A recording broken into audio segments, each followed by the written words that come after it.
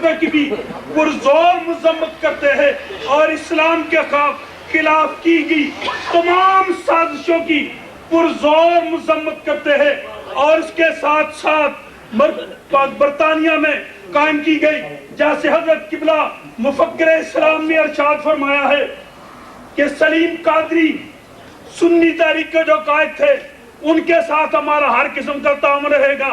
برطانیہ میں گزشتہ جمعۃ المبارک یوم احتجاج کے طور پہ منایا گیا ہے۔ یہ علماء اہل سنت کا متحدہ پلیٹ فارم مرکزی جماعت اہل سنت برطانیہ اور یورپ جو سنی ایکشن کمیٹی بنائی گئی ہے، اگر اپنے اغراض و مقاصد کے مطابق کام کرے گی تو ہر سنی علماء دین اس کے ساتھ پورا تعاون کرے گی۔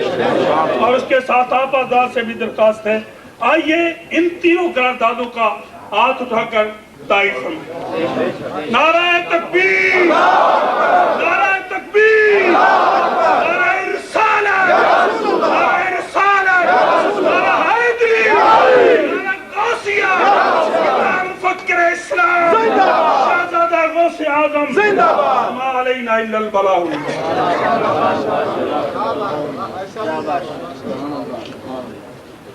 آپ حضرات نے دو قراردادیں حضرت علامہ مولانا نثار احمد بیگ صاحب نے اور حضرت مولانا قاضی عبدالعزیز چشتی صاحب نے پیش فرمائی، اس کی مکمل تائید کی، لیکن 2-3 منٹ کے اندر میں ان قراردادوں کے سلسلے میں کچھ عرض کرنا چاہوں گا۔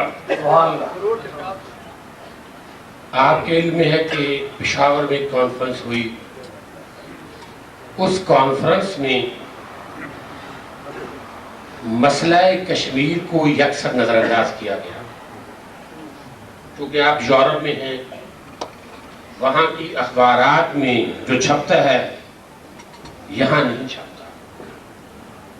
روزنامہ نوائے وقت نے اور جنگ نے اس میں اپنے آرٹیکلز کی صورت میں یہ لکھا ہے کہ قیام پاکستان سے قبل حسین احمد مدنی نے جس وقت یہ کہا تھا کہ پہلے قومیت اور بعد میں مذہب، پہلے قومیت اور بعد میں مذہب، تو اس وقت ڈٹ کر مقابلہ کرنے والی شخصیت کا نام حضرت علامہ محمد اقبال تھے۔ سبحان اللہ۔ اور بریلی کے علماء نے حضرت، جن میں حضرت علامہ مولانا محمد عمر نعیمی جن کو تاج العلماء کہتے ہیں، ان کا شمار ہوتا تھا۔ امیر ملت حضرت محدث علی پوری رحمۃ اللہ تعالی علیہ، اور اس میں حجت الاسلام حضرت مولانا حامد علی خان صاحب، حضور مفتی اعظم ہند مولانا مصطفیٰ رضا خان صاحب رحمۃ اللہ تعالی علیہ نے قومیت کے سلسلے میں یہ کہا تھا کہ پہلے مذہب اور بعد میں قومیت۔ 1927 کا خطبہ جو حضور حجت الاسلام مولانا حامد رضا خان صاحب رحمۃ اللہ تعالی نے عطا فرمایا تھا، اس میں بر صغیر پاک و ہند میں ایک اسٹیٹ کا نام رکھا تھا۔ مسلم لیگ تو مارد وجود میں آئی اور مسلم لیگ نے یہ باتیں کی۔ آپ نے فرمایا تھا حجت الاسلام نے کہ بر صغیر کے اندر ایک ریاست ہونی چاہیے جس کا نام اسلامی جمہوریہ ہونا چاہیے۔ اور نوائے وقت نے لکھا کہ دیوبند کانفرنس جو ہوئی ہے، اسد مدنی جو حسین احمد مدنی کا بیٹا ہے وہ وہاں پر آیا اور اس نے مسئلہ کشمیر کو یکسر نظر انداز کیا۔ اور پھر یہ بھی اپنی اداری کے اندر لکھا، میں نوائے وقت کو خراج تعظیم پیش کرتا ہوں، انہوں نے کہا کہ فضل الرحمان نے جو وہ کانفرنس منعقد کی ہے، اس کے باپ مفتی محمود نے قیام پاکستان کے فوراً بعد اور بالخصوص یہاں پر علماء تشریف فرمایا کہ 71 کی جنگ کے بعد جب ملک 2 لخت ہو گیا تھا تو کراچی بنوری ٹاؤن میں یہ کہا تھا کہ شکر ہے ہمارے بڑے بزرگ پاکستان کے بننے کے گناہ میں شریک نہ تھے۔ یہ مفتی محمود نے جی بالکل کہا، اسمبلی فلور میں بھی یہ بات کی کہ شکر ہے کہ پاکستان بننے کے گناہ میں شریک نہ تھے۔ تو نوائے وقت اس پہ یہ لکھتا ہے کہ ایسے افراد کو ایک مخصوص طبقہ کی طرف جو کانفرنس کرنے کی اجازت دی گئی ہے، اس کے مقاصد ہماری سمجھ سے بالا ہے۔ پھر دوسری بات، پاکستان کے بعض کانگریسی ملا یہ بات کہتے ہیں جی کہ اگر NGOs چلی جائیں تو ان کی ڈپلومیسی جو ہے وہ قبول نہیں کی جا سکتی. ابھی شاہی مسجد دہلی کا امام پاکستان کے موجودہ چیف ایگزیکٹو کو ملنے کے لیے آیا تو اس میں اخبارات نے یہ لکھا کہ وہ جو خفیہ بات ہوئی ہے وہ ہمارے علم میں نہیں آئی. لیکن کل کی اخبار میں یہ بات آئی کہ دہلی کے امام نے کہا ہے کہ پاکستان کے چند علماء جن کا تعلق دیوبندی مسلک سے ہے وہ اگر ہندوستان اور پاکستان کا ٹکراؤ ختم کرنا چاہیں تو اس میں اہم کردار ادا کر سکتے ہیں. وہ ٹکراؤ ختم نہیں کرنا چاہتے. انہوں نے پاکستان کی پے کی مخالفت کی تھی. اب اس ایشو پر آ کر پاکستان کو مزید ٹکڑے کرنا چاہتے ہیں. مولانا سلیم قادری کی شہادت بھی اسی بات کی ایک کڑی ہے. اور نوائے وقت نے یہ لکھا کہ پاکستان میں تاریخ میں پہلی مرتبہ کروڑوں افراد نے جام شہادت پر احتجاج کیا تھا. اور حضور داتا گنج بخش علی حجویری جن کے مزار مقدس پر حضرت خواجہ معین الدین چشتی اجمیری نور اللہ مرکزہ انہیں چلہ کاٹا تھا. وقت کے بڑے بڑے اصفیاء اور صوفیاء ان کے مزار پر آتے تھے. چند روز قبل آپ کی مسجد میں جوتوں سمیت پولیس داخل ہو گئی. اس پر بھی اخبارات نے لکھا کہ 950 سالہ تاریخ میں یہ پہلا واقعہ ہے کہ پولیس وہاں پر چلی گئی اور اس کی بے حرمتی کی گئی. میں آپ کو مبارکباد پیش کرتا ہوں کہ آپ نے یہ قرارداد منظور کی. اور محترم قاضی عبدالعزیز صاحب کو یہ کہتا ہوں کہ آج ہی جنگ لاہور، نوائے وقت، پاکستان اور خبریں میں یہ فیکس روانہ کریں کہ اس میلاد النبی صلی اللہ علیہ وسلم کے حوالے سے یہ قراردادیں یہاں پر منظور کی گئی ہیں تاکہ پاکستان میں بسنے والے یہ سمجھ سکیں کہ سنی مسلمان صرف پاکستان میں نہیں ہیں، دیار غیر میں بیٹھ کر بھی محمد مصطفیٰ کی عزت و عظمت اور ناموس پر کٹ مرنے کے لیے تیار ہیں. اس وقت کافی سارے دوستوں نے اپنے اپنے کوچوں والوں کے ساتھ تو خاص وقت مقرر کیا ہوا ہے. ہمارے پاس دو بولنے والے بزرگ جن کو آپ نے اس سے پیشتر شاید نہ سنا ہو. ایک تو مولا سعید احمد صاحب اسد ہے، ان کی تقریر تو آپ نے سماعت فرمائی ہوگی. مفتی محمد اشفاق صاحب حضرت محدث اعظم پاکستان رحمۃ اللہ علیہ کے خاص الخاص شاگردوں میں سے ہیں. 5 منٹ تشریف لاتے ہیں، موٹا بیان بھی اس بات فرمائی. بعد میں مولانا کی 10-15 منٹ کی تقریر آپ کو سناتے ہیں مولانا سعید احمد صاحب اسد کی. اور اس کے بعد پھر ہم چاہیں گے کہ صلاۃ والسلام پڑھا جائے تاکہ سارے دوست وقت پر واپس آ سکیں. نحمده ونصلي ونسلم على رسوله الكريم وعلى آله وأصحابه أجمعين. أما بعد أعوذ بالله من الشيطان الرجيم. بسم الله الرحمن الرحيم. فاذكروا آلاء الله لعلكم تفلحون. صدق الله مولانا العظيم. رب اشرح لي صدري ويسر لي أمري واحلل عقدة من لساني يفقهوا قولي. الصلاة والسلام عليك يا سيدي يا رسول الله وعلى آلك وأصحابك يا سيدي يا حبيب الله. ہم سب کے سروں کے تاج مفکر اسلام حضرت پیر طریقت علامہ سید محمد عبد القادر شاہ صاحب دامت برکاتہ العالیہ، حضرت قبلہ صاحبزادہ سید منور حسین شاہ صاحب جماعتی مدد العلی، جگر گوشہ محدث اعظم پاکستان حضرت صاحبزادہ والا شام حاجی محمد فضل کریم صاحب، دیگر ذی وقار علماء کرام معزز و محترم سامعین و حاضرین، حضرت قبلہ شیخ الحدیث مولانا محمد شریف صاحب مدد العلی نے جو آیہ کریمہ آپ حضرات کے سامنے تلاوت فرمائی تھی، میں نے اصول برکت کے لیے وہی پڑھی ہے. اللہ جل جلالہ بامن والوں نے ارشاد فرمایا فاذکروا آلاء اللہ، اللہ کی نعمتوں کا ذکر کرو لعلکم تفلحون، تاکہ تم فلاح اور کامیابی پاؤ. آپ سن چکے کہ لعلہ تحقیق کے لیے ہے، یعنی کامیابی تحقیقی ہوگی مگر اللہ کی نعمتوں کے ذکر کرنے پر. اب سوچنے کی بات یہ ہے کہ آلاء اللہ فرمایا گیا، اللہ کی نعمتوں کا ذکر کرو. اور اللہ کی نعمتیں ہیں کتنی بے شمار. اللہ خود فرماتا ہے ان تعدوا نعمت اللہ لا تحصوها، اگر تم اللہ کی نعمتوں کو گننے لگو تو نہیں گن سکو گے.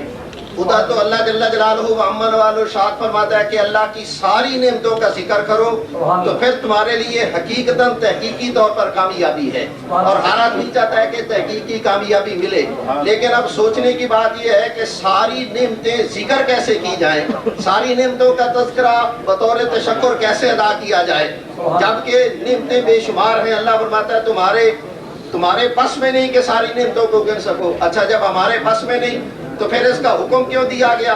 اللہ تو فرماتا لا یکلف اللہ نفسا الا وسعها کہ اللہ کسی کو اس کی وسعت اور طاقت سے بڑھ کر کوئی حکم دیتا ہی نہیں ہے، اسی کام کا حکم دیتا ہے جو اس کو وہ کر سکتے ہوں. اب سوچنے کی بات یہ ہے کہ وہ کیا طریقہ ہے جس ذریعے سے کہ ساری نعمتوں کا ذکر ہو جائے اور اس پر ہمارے لیے یقینی طور پر کامیابی کا حصول ہو. میرے بھائیوں، علماء فرماتے ہیں کہ یہ اس کا طریقہ صرف یہ ہے کہ یہ دیکھو کہ یہ ساری کی ساری نعمتیں ہمیں ملی کس کے صدقے میں ہیں. امام اہل سنت حضرت عظیم البرکت فرماتے ہیں لا ورب العرش جس کو جو ملا ان سے ملا، اور بڑھتی ہے کونین میں نعمت رسول اللہ کی. دونوں جہانوں میں جتنی نعمتیں ہیں یہ ساری کی ساری رسول پاک صلی اللہ علیہ وسلم کی بارگاہ سے ملتی ہیں. یہی وجہ ہے سرکار نے ارشاد فرمایا کہ میرا نام تو میرے نام پر تو اپنا نام رکھو، سمو باسمی برکت کے لیے میرے نام پر اپنا نام رکھو، مگر میری کنیت کوئی نہ رکھے. ابو القاسم کنیت کوئی نہ رکھے، کیونکہ سرکار نے فرمایا اللہ یؤتی و انما انا قاسم، اللہ دیتا ہے اور سب کچھ میں بانٹنے والوں. دونوں جگہ مفعول معذوف ہے، جس کا مطلب ہے تعمیم کہ رسول پاک صلی اللہ علیہ وسلم نے فرمایا سب کچھ اللہ دیتا ہے مگر میرے ہاتھوں سے عطا فرماتا ہے، اور میرے جیسا نہ کائنات میں کوئی اور قاسم ہو سکتا ہے نہ یہ کوئی کنیت رکھے. اس لیے مسئلہ یہ ہے کہ صرف قاسم نام رکھنا تو ٹھیک ہے، لیکن محمد بھی اور ابو القاسم کنیت دونوں ملا کے یہ صرف نبی پاک صلی اللہ علیہ وسلم کا خاصہ ہے. دونوں نہیں رکھے جا سکتے کیونکہ ساری نعمتیں جو ملتی ہیں وہ ملتی سرکار کے صدقے میں ہے. اب کامیابی جو ساری نعمتوں کے ذکر کرنے پر ہے وہ اسی صورت میں ہی ہے جبکہ اللہ کی اس نعمت عظمیٰ کا ذکر کیا جائے جس کے صدقے میں اللہ نے یہ ساری نعمتیں عطا فرمائی ہیں. علامہ ابن حجر اسقلانی اس لیے خود فرماتے ہیں ایو نعمت اعظم من بروز نبی رحمت، اے لوگو بتلاؤ تو صحیح، ڈھونڈ کے بتلاؤ کہ رسول پاک صلی اللہ علیہ وسلم کی دنیا میں جلوہ گری اس سے بڑھ کر اور کون سی نعمت ہو سکتی ہے. ساری نعمتیں اپنی جگہ پر قابل ذکر ہیں، لیکن سب سے بڑی نعمت نبی پاک صلی اللہ علیہ وسلم کی جلوہ گری ہے اور سرکار کی ذات ہے. ساری نعمتیں جو کہ سرکار کے صدقے میں ملی ہیں، اس لیے سب کا ذکر اسی صورت میں ہوگا، سب کا شکرانہ اسی صورت میں ہوگا کہ ہم رسول پاک صلی اللہ علیہ وسلم کا کثرت کے ساتھ ذکر کریں. میرے بھائیوں، یہی وجہ ہے کہ نبی پاک صلی اللہ علیہ وسلم کا خاص نام جو اسم محمد ہے صلی اللہ علیہ وسلم، یہ خود اس بات کی دلیل ہے کہ رسول پاک صلی اللہ علیہ وسلم اللہ کی سب سے زیادہ نعمت عظمیٰ ہے اور سب سے زیادہ تعریف کے لائق ہیں. نبیوں میں سے بھی کسی نبی کا یہ نام ہے اسے کہا جائے گا کہ کسی زمان اور کسی مکان میں کوئی لمحہ کوئی جگہ ایسی نہ ہو جہاں اس محبوب کا ذکر نہ ہوتا ہو، ہر جگہ اس کا ذکر کیا جائے. تو یہ اتنا ہر جگہ ذکر یقیناً اسی کا ہی ہو سکتا ہے نا جو قابل ستائش بھی ہو، قابل ذکر بھی ہو، جس کے اندر اللہ جل جلالہ و عم نوالہ نے سارے کے سارے کمالات بھی رکھے ہوں. تو رسول پاک صلی اللہ علیہ وسلم کا نام مبارک ہی بتلاتا ہے کہ رسول پاک صلی اللہ علیہ وسلم اللہ کی سب سے بڑی نعمت ہے. اور ذرا غور فرمائیں، اللہ نے نبیوں میں سے بھی کسی کا یہ نام نہیں رکھا اور اپنا بھی نہیں رکھا. حالانکہ سوچیں تو بات تو یہ ہے کہ اللہ کا ذکر یہودی بھی کرتے ہیں، عیسائی بھی کرتے ہیں، ہر کوئی اپنے طور پر اللہ کا ذکر کرتا ہے. تو نام محمد تو اللہ کا ہونا چاہیے، لیکن اللہ نے محبوب کا نام محمد رکھا ہے. مطلب کیا ہے؟ اللہ فرماتا ہے محبوب میری تعریف کوئی تجھ سے الگ ہو کے کرے وہ میری تعریف بھی نہیں ہے، میرا ذکر بھی وہی ہے جو تیرے ذکر کے ساتھ ہو. اس لیے حدیث قدسی بھی آیا، سرکار نے ارشاد فرمایا کہ اللہ فرماتا ہے جعل تو تمام الایمان بذکر کا مئی، اے میرے محبوب میں نے ایمان کا مکمل ہونا اسی بات پر منحصر کر دیا ہے کہ اسی کا ایمان مکمل ہوگا جو میرے ذکر کے ساتھ تیرا ذکر بھی کرے گا. لا اذکر حتی تذکر، اے محبوب اس وقت تک میرا ذکر ہو ہی نہیں سکتا جب تک تیرا ذکر نہ کیا جائے. اور اللہ جل جلالہ و عم نوالہ نے محبوب کا نام محمد اس لیے رکھا کہ ایک ایسا وقت آنے والا ہے جبکہ اللہ کے ذکر کرنے والے تو سب فنا ہو جائیں گے. اس وقت اللہ کا ذکر کرنے والا تو کوئی نہ ہوگا، لیکن محبوب کا ذکر کرنے والا اللہ اس وقت بھی موجود ہوگا. الحمدللہ یہی وہ ذریعہ ہے جس ذریعے سے ساری نعمتوں کا شکرانہ ادا ہو سکتا ہے کہ ہم کثرت سے نبی پاک صلی اللہ علیہ وسلم کا ذکر کریں. آپ حضرات قابل صد مبارکباد ہیں جنہیں ایسے علماء کی رہنمائی حاصل ہے کہ یہ آپ سے ایسا جامع کام کرواتے ہیں اللہ کے فضل و کرم سے جو آپ کی باقی ساری نیکیوں کی قبولیت کا بھی ضامن ہوتا ہے اور ان کا بھی ذریعہ بن جاتا ہے۔ اللہ جل جلالہ و امن والہ ان تمام بزرگوں کا سایہ سلامت رکھے اور ہمیں ان کی تعلیمات پر عمل کی توفیق عطا فرمائے۔ وما علینا۔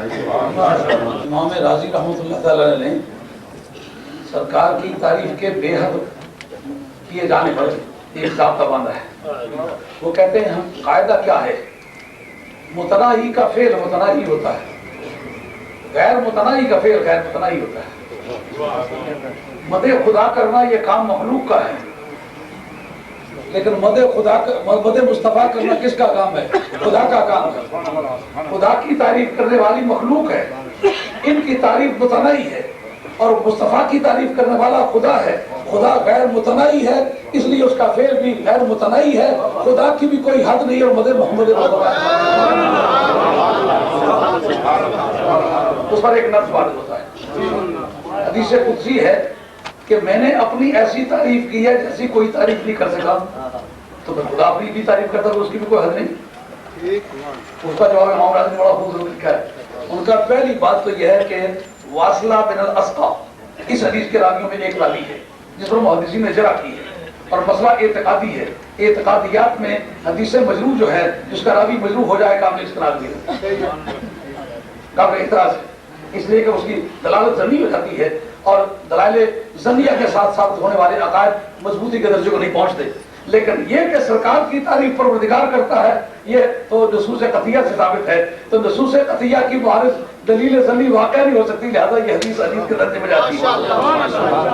دوسرا وہ کہتے ہیں کہ دراصل کسی کی تعریف کرنا یہ تو معنی لغوی کے مطابق معنی حقیقی ہے، اور اپنی تعریف کرنا یہ معنی حقیقی کے اعتبار سے تعریف کرنا نہیں آتا، اس کا معنی ذکر کے آتے۔ تعریف وہی ہوتی ہے جو دوسرا کرے، یعنی جو میری تعریف بمعنی حقیقی ہے وہ کرتی مخلوق ہے، مخلوق کی ایک حد ہے، اس لیے میری تعریف جو ان کی زبان سے چلتی ہے اس کی بھی ایک حد ہے، لیکن مدح محمد مصطفیٰ میں خود کرتا ہوں، نہ میری کوئی حد ہے نہ میری یاد۔ ایک بڑا خوبصورت ضابطہ بندہ ہے کہ قرآن مجید میں جتنے مادے ہم سے مشتقات ہیں وہ احمد، محمود اور محمد، یہ تین استعمال ہوئے، اور ایک مصدر استعمال ہوا ہم، محمد، حمید، محمود۔ دیکھتے ہیں کہ یہ چار صیغے بنتے ہیں، ایک مصدر بنتا ہے، ایک محمد بنتا ہے، ایک حمید بنتا ہے، ایک محمود بنتا ہے۔ کس کے حصے میں کتنے کھاتے ہیں پھر پتا چل جائے گا کس کی کتنی تعریف ہوتی ہے۔ کہتے ہیں کہ الحمد مصدر جو ہے الحمدللہ ہے، اصل کے لیے ہے، اس سے جو مشتق ہونے والے ہیں مشتقات، ایک محمد ہے، محمد کون ہے؟ محمد رسول اللہ۔ اور شافعی کے اندر ایک ضابطہ جو بتاتا ہے کہ باب تفعیل کے اندر 3 مرتبہ تکرار تصریح ہوتا ہے، بہت بہت بہت تعریف، بہت بہت بہت تعریف۔ وہاں سرکار کے نام کا معنی یہ ہے بہت بہت بہت تعریف۔ تو پتہ ہے ہمارے اصولیوں نے قاعدہ باندھا ہے، جس آیت کا تکرار 3 مرتبہ آ جائے احتمال ناسخ میں ختم ہو جائے۔ ناسخ و منسوخ کا جو چیپٹر ہے اس میں جس آیت کا تکرار 3 مرتبہ ہو جائے تو 3 مرتبہ خواہ تکرار لفظوں میں ہو جائے یا نزول میں ہو جائے، جیسا کہ سورہ فاتحہ جو ہے 2 مرتبہ نازل ہوئی، بعض اسباب نزول کے ماہرین نے کہا 3 مرتبہ نازل ہوئی ہے، کہا اگر 2 مرتبہ یا 3 مرتبہ نازل مفاد کا اس کا مطلب نازل تو ہوئی ہے، منسوخ نہیں ہوئی۔ اس کا آیت تطہیر بعض جو ماہرین نزول ہیں انہوں نے کہا 2 مرتبہ ہوئی ہے، بعض نے کہا 3 مرتبہ ہوئی ہے۔ اگر 2 مرتبہ ہوئی ہے تو 3 مرتبہ ہوئی، ہوا کیا؟ کہا اس کا مطلب ہے اہل بیت کی تطہیر نازل تو ہوئی ہے لیکن منسوخ نہیں ہوئی۔ تو ٹریپلیکیشن کا یہ معنی یہ کہ مدح محمد مصطفیٰ ہو تو رہی ہے لیکن اس پر ایبروگیشن نسخ کی لکیر کبھی نہیں ماری جائے۔ واہ کیا خوبصورت علماء کرام کی آپ سے توبہ کے لیے عرض کرتا ہوں، لکھا ہے کتاب المساجد کے اندر ابن رشد نے بدایت المجتہد بنیاد المقتصد میں اس بات پر کہ فلاں فلاں جگہ نماز نہیں ہو سکتی کا حدیث رسول پاک صلی اللہ علیہ وسلم ہے کہ تمام مزمین کو میرے لیے مسجد بنایا گیا، اب یہ حدیث اس کو منسوخ کرے گی یا نہیں منسوخ کرے گی؟ ان کا ضابطہ یہ ہے جس آیت میں یا جس حدیث میں مدح محمد مصطفیٰ ہے وہ نازل ہو سکتی ہے، وہ نافذ ہو سکتی ہے، وہ اس کی انفورسمنٹ ہو سکتی ہے، منظور کبھی نہیں ہوتی. کیوں نہیں ہو سکتی؟ قابل الآخرۃ خیر بات خیال میں آئی نہیں آئی؟ آیتوں کے خط و خال سے پہچانا جا سکتا ہے کہ یہ آیت نازل تو ہوئی ہے، یہ حدیث نافذ تو ہوئی ہے، منسوخ نہیں ہوگی. کیوں؟ کاش کے چہرے پر نبی پاک کی مدح و ثنا کے خط و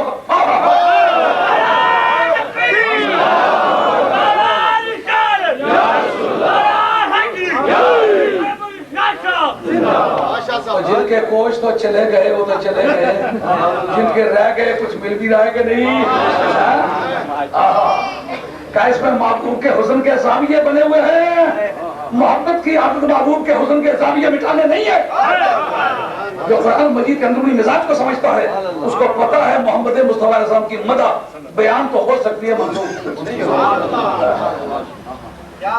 ابن رشد نے کہا ہے یہ جو حدیث ہے یہ مخصص واقع ہوئی ہے اور یہ ممنوع ذاتی ہی نہیں ہے، ممنوع غیر ہی ہے. جو ممنوع غیر ہی ہوتا ہے وہ جائز ذاتی ہی ہوتا ہے، اصولیوں کا قاعدہ ہے.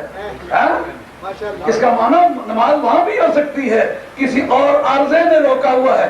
سرکار کے میلاد والا قدم جو علت دی، اگر یہ لام تعلیل کا مانا جائے اوتی تو خمسن لم یؤتہن احد قبلی، مجھے 5 چیزیں ایسی دی گئی کہ مجھ سے پہلے ایک کی بھی کسی کو نہیں دی گئی. پتہ ہو فضیلت ایک کو دینا دوسرے کو نہ دینا مراد کیا ہوتی ہے؟ مراد ترجیح ہوتی ہے. مولا پروردگار کا پروگرام ہی کائنات میں سرکار کو ترجیح دینا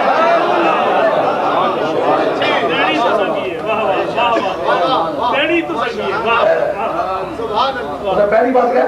جو علت لی میرے لیے بنائی گئی ہے تو جان ظاہر کرتا ہے نفی ما تقدم کو کا پہلے نہیں تھی. آدم علیہ السلام سے لے کر کے تا میلاد مصطفیٰ صلی اللہ علیہ وسلم لام تعلیل کا ہے، اس کے معنی نبوت کے ہیں، اعلان نبوت کے ہیں، نزول قرآن کے معنی تعلیل. علت کیا ہے؟ ذات مصطفیٰ. وہ علت کب پائی گئی؟ جب سرکار کا میلاد ہوا، سرکار نے قدم زمین پر رکھا. زمین پر قدم رکھنا علت کا پایا جانا ہے، اس تاریخ زمین کے مقدر کا بدلا جانا ہے. نتیجہ یہ نکلا کہ میلاد مصطفیٰ کے صدقے میں کل روئے زمین کو مسجد بنایا گیا ہے. جو سمجھتا ہے میلاد مصطفیٰ بدعت ہے مصلی اٹھائے.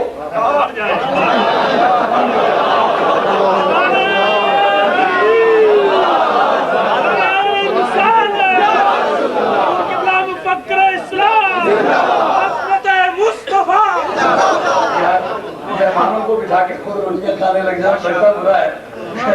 بات تو اسی لیے اتنی کرنے لگا تھا کہ قرآن مجید میں حمد کے مادے کتنے استعمال ہوئے، کون سے کس کے حصے میں گیا ہے، لیکن آنکھیں تو کہیں جیت دل دیوانہ کرنے کا پھسلتا چاہتا ہوں، پھسلتے پھسلتے پتہ نہیں کہاں جا کے جی آج دن ہے آپ کا الحمدللہ. جو اصل مسئلہ وہ سرکار کے لیے ہے اور جو اس سے مشتقات ہے محمد بہت بہت بہت کس سرکار کے حصے میں گیا. تو حمید کس کے حصے میں ہے؟ آپ کے صرفیوں کا ایک قاعدہ ہے، جو فنون پڑھتے ہیں اردو کا ترجمہ دیکھ کے شروع ہو جاتے ہیں. بخاری پہ میں نے خود بخاری پہ پڑھا ہے. ذرا کو پوچھا ذرا بس حیدر عمران کی ترکیب گئی یہ جو جھگڑے جیسا نہ پیڑے سا شریف لوگ ذرا بلو نہ پٹھائیں گے شریف جس پر سیدھے معنی کا مدارہ اس کا تو قائل ہی نہیں ہے. کیا پتا کہ تو ٹھیک معنی کر رہا ہے کہ غلط کر رہا ہے. جو انفلیکشن ڈیمیجز ہیں اعراب جس پہ معنی ہے، جس کو اعراب نہیں پتا اس کو کیا پتا معنی ٹھیک کر رہا ہوں کہ غلط کر رہا ہوں.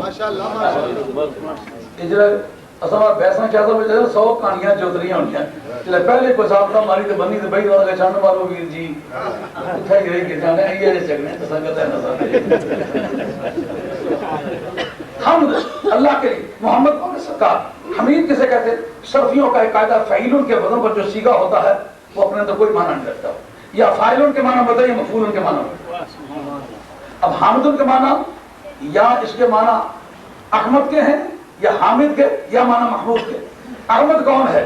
تو حامد کے معنی مبشر برسول یاتی من بعد اسمہ احمد. یہ بٹوارے میں کس کے حصے میں چلا گیا؟ سرکار کے حصے میں. اچھا اگر حمید کے معنی محمود ہو تو پھر کیا معنی ہو؟ عسا ان یبعثک ربک مقاما محمودا. او پیارے محمد کی جو اصل ہے وہ تو میرے لیے ہے، اس سے جو کچھ نکلا ہے وہ تیرے لیے ہے. اب قرآن مجید کے بٹوارے میں اللہ کے حصے میں ایک سیگا اور جتنے اس سے بننے والے مشتقات ڈیریویٹیوز ہیں وہ سارے کے سارے سرکار کے حصے میں. اب بتائیے کہ نبی پاک علیہ الصلوۃ والسلام کی مدح و ثنا کی کچھ حد ہے؟ اب مولانا کی خدمت عرض کرنے سے پہلے کہوں گا قاری محمد علی صاحب لاہور سے تشریف لائے، میاں صاحب کا کلام تین منٹ وہ پڑھے، اس کے بعد مناظر اسلام کا بیان ذیشان. ماشاء صاحب ماشاءاللہ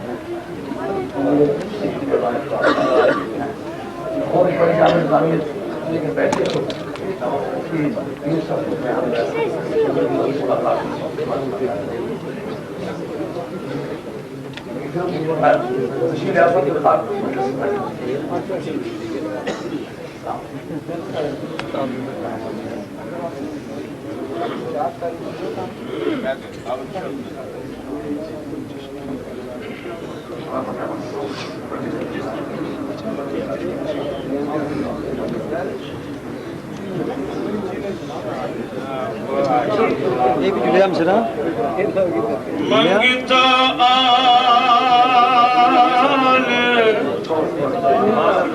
اولاد تیری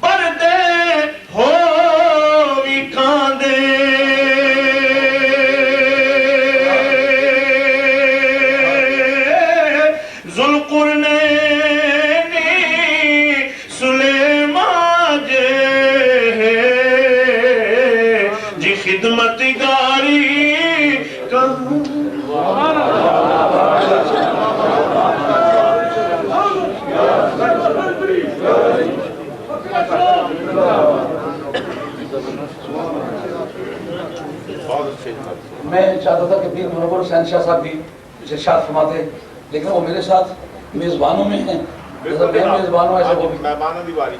अच्छा, अब मौलाना सईद अहमद साहब असद जो दुनिया इस्लाम में फन मुनाज़रा का इमाम समझा जाता है और आले सुन्नत की आबरू माना जाता है, एक नौजवान आदमी होकर के बड़े बड़े पुराने सूरमाओं को इस शख्स ने मार गिराया है, इस बदल की बात है, और मुसलमानों की आले सुन्नत की सुरखुरी का बाइस बना है।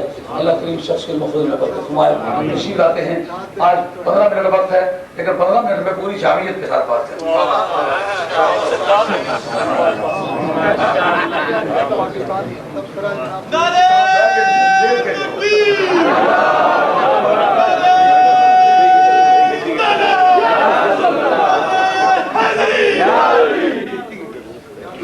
पूरी किताब है माशाअल्लाह माशाअल्लाह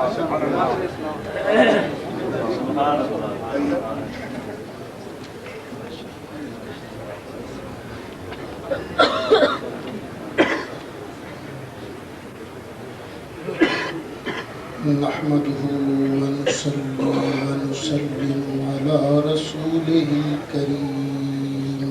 सुभान अल्लाह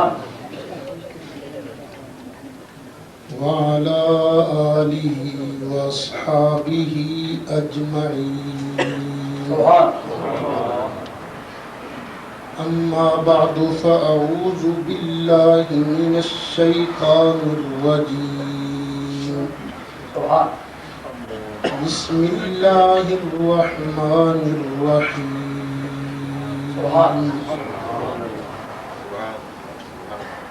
या अय्युहल्लज़ीना आमनू ला तक़ूलू राइना वक़ूलू उन्ज़ुरना वस्मऊ वलिल काफिरीना अज़ाबुन अलीम।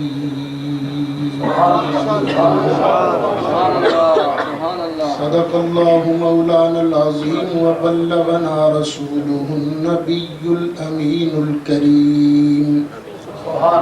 व नहनु अला ज़ालिका लमिनश शाहिदीन वश्शाकिरीन वल्हम्दुलिल्लाहि रब्बिल आलमीन। बड़ी मोहब्बत से दुरूद शरीफ पढ़िए। अल्लाहुम्मा सल्लि अला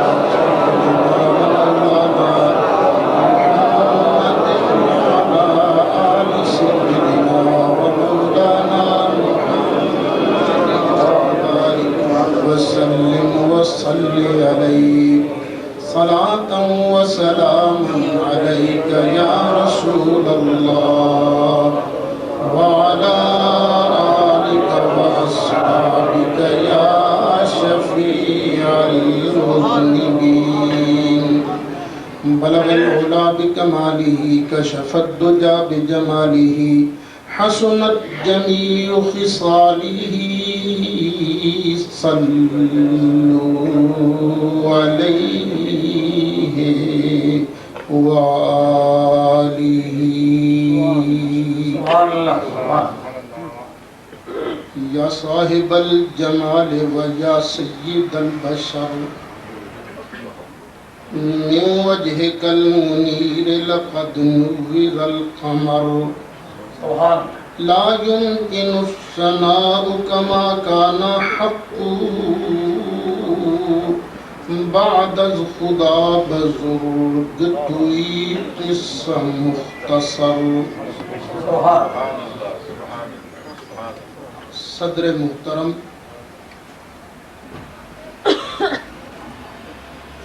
शहज़ादा गौसुल वरा मुफक्किर इस्लाम पीर तरीक़त रहबर शरीयत हज़रत अल्लामा पीर सैयद अब्दुल कादिर शाह साहिब जीलानी दामत बरकातुहुल आलिया, जिगर गोशाए अमीर मिल्लत हजरत पीर सैयद मुनव्वर हुसैन शाह साहिब जमाती ज़ीदा मजदूहू, मेरे आकाए नेमत के लख्ते जिगर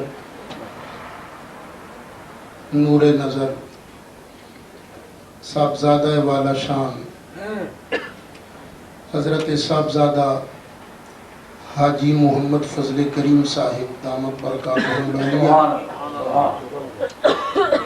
انتہائی قابل صد احترام علماء کرام، مشائخ عظام، تمہیدی باتیں چھوڑ کر آیت کریمہ کا شان نزول اور دو چار باتیں عرض کرنے کی سعادت حاصل کرتا ہوں۔ جس طرح آج آپ حضرات نے ابھی مفکر اسلام کا خطاب سماعت فرمایا، اور میں نے عرض کیا تھا امام راضی تیرے بھی قربان، شاہ جی تیرے بھی قربان۔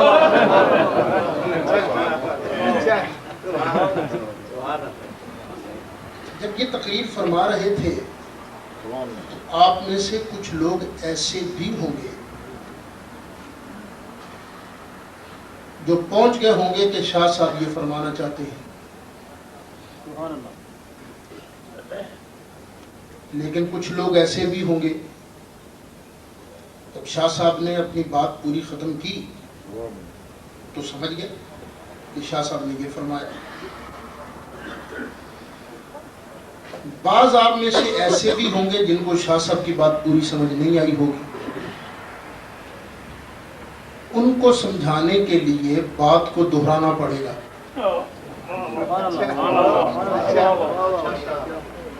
شاہ صاحب نے یہ کہا، یا وہ کیسٹ سنیں، ویڈیو دیکھیں دوبارہ، تب بات سمجھ آئے گی۔ کہ کچھ اللہ دے شعر یہو جے بھی ہوندے نے، شاعراں آکھیا کچھ نہ سمجھیا کچھ، ایسے بھی ہوتے ہیں۔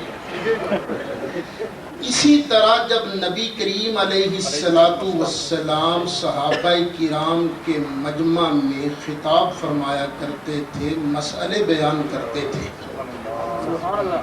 صحابہ ہیں سارے شان والے، سارے جنتی، لیکن سب کی ذہنی سطح تو ایک جیسی نہیں تھی نا۔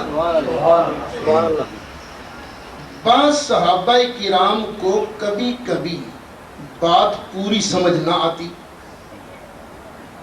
جب بات پوری سمجھ نہ آتی تو اللہ کے محبوب علیہ السلام کی بارگاہ میں عرض کرتے، راعنا یا رسول اللہ، اے اللہ کے پیارے رسول صلی اللہ علیہ وسلم ہماری رعایت فرمائیے، ریپیٹ فرما دیجئے، بات کو دہرا دیجئے تاکہ ہمیں بھی بات پوری سمجھ میں آ جائے۔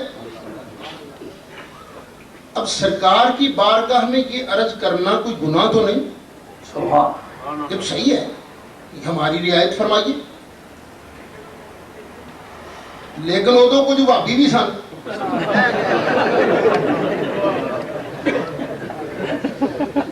اچھا وہ اور یہودی پڑھائی لینا،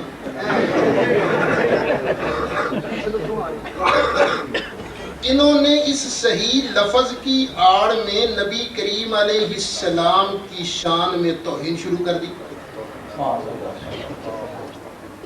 اب بھولے بھولے بن کے آ جاتے ہیں نا تمہارے سامنے، کلمہ پڑھو جی، اصل میں تمہیں بے ایمان سمجھتے ہیں، نام کلمہ بے ایمان سمجھتے ہیں۔ اس طرح انہوں نے بھی بڑے ادب سے آن کے کہنا ہے، رائنا یا رسول اللہ، عین کی زیر کو تھوڑا سا زور دینا۔ راعنا کا معنی ہے ہماری رعایت فرمائیے، اور راعینا کا معنی ہے ہمارا چرواہا۔ اس صحیح لفظ کی آڑ میں اس وقت کے وہابی سرکار کی شان میں گستاخی کرتے تھے، ہیں بڑے پرانے، وہابی کہتے ہیں بے ادب کو، جو اللہ کے پیاروں کا ادب نہ کرے۔ کیا خیال ہے باب آدم کا سب سے پہلے ادب کس نے نہیں کیا؟ بے ادب۔ اچھا خیر، جب انہوں نے اس صحیح لفظ کی آڑ میں سرکار کی گستاخی شروع کر دی تو اللہ تعالیٰ نے قرآن کی آیتیں نازل فرمائی۔ قرآن آپ نے قاری صداقت صاحب کی زبان سے سنا ہے، ایسے حضرات قرآن پڑھے تو مزہ آتا ہے، چلو بے سروں سے بھی سن لو بھائی، اللہ تعالیٰ نے ارشاد فرمایا، قانون بیان کرتی ہے، اور میں کہا کرتا ہوں یارو، بے نظیر کا دور ہونا، اس کی عظمت اور ٹور کا معاملہ ہے تو اس کی عظمت اور ٹور کا قانون اس کی پارلیمنٹ بناتی ہے۔ نواز شریف کی عظمت اور ٹور کا معاملہ ہے تو اس کی عظمت اور ٹور کا قانون اس کی پارلیمنٹ بیان کرتی بتاتی ہے۔ لیکن واہ مصطفیٰ علیہ السلام، تیری عظمتوں کے قربان جاؤں، تیری عظمت کا معاملہ ہے، تیری ٹور کا معاملہ ہے تو قانون پروردگار بیان فرمایا کرتا ہے۔